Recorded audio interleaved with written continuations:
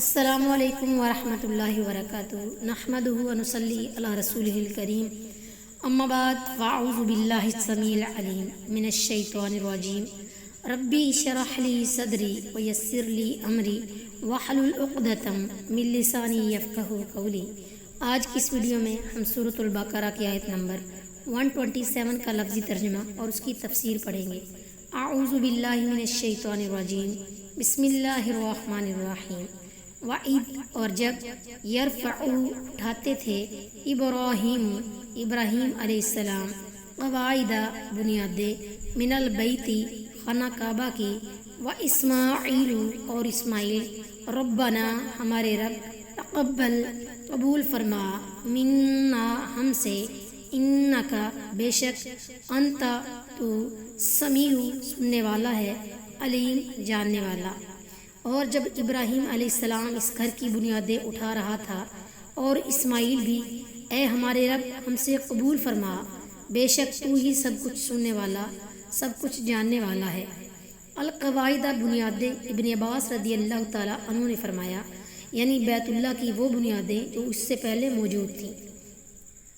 اس سے معلوم ہوا کہ بیت اللہ پہلے تعمیر ہو چکا تھا، اب از سر نو اس کی بنیادیں اٹھائی جا رہی تھیں۔ سورہ حج کی آیت نمبر 27 میں ہے کہ اللہ تعالیٰ نے ابراہیم علیہ السلام کے لیے بیت اللہ کی جگہ متعین فرمائی، جیسا کہ سورہ آل عمران کی آیت نمبر 97 میں بھی ہے۔ اس کے بعد بیت اللہ کئی دفعہ تعمیر ہوا۔ جاہلیت میں جب سیلاب سے کعبہ منہدم ہو گیا تو قریش نے دوبارہ اس کی تعمیر کی، مگر مال کی کمی کی وجہ سے اس کا کچھ حصہ باہر چھوڑ دیا، جسے حتیم کہتے ہیں۔ رسول اللہ صلی اللہ علیہ وسلم اس کے لیے پتھر اٹھا کر لاتے رہے۔ ابن اسحاق کے مطابق آپ کی عمر اس وقت 35 سال تھی۔ پھر آپ ہی نے قریش کے جھگڑے میں حجر اسود کا فیصلہ فرمایا اور اسے اس کے مقام پر اپنے دست مبارک سے رکھا۔ دور اسلام میں پہلی مرتبہ حضرت عبداللہ بن زبیر رضی اللہ تعالیٰ عنہ نے اسے ابراہیم علیہ السلام والی بنیادوں پر تعمیر کیا۔ اس کے بعد عبد الملک کے دور خلافت میں حجاج بن یوسف نے اسے گرا کر دوبارہ اسی طرح بنا دیا جس طرح جاہلیت میں بنایا گیا تھا۔ اس کے بعد مختلف بادشاہ اس عمارت کی مرمت و تزئین کرتے رہے۔ رسول اللہ صلی اللہ علیہ وسلم نے فرمایا کعبہ کو حبشیوں میں سے ایک پتلی پنڈلیوں والا برباد کرے گا۔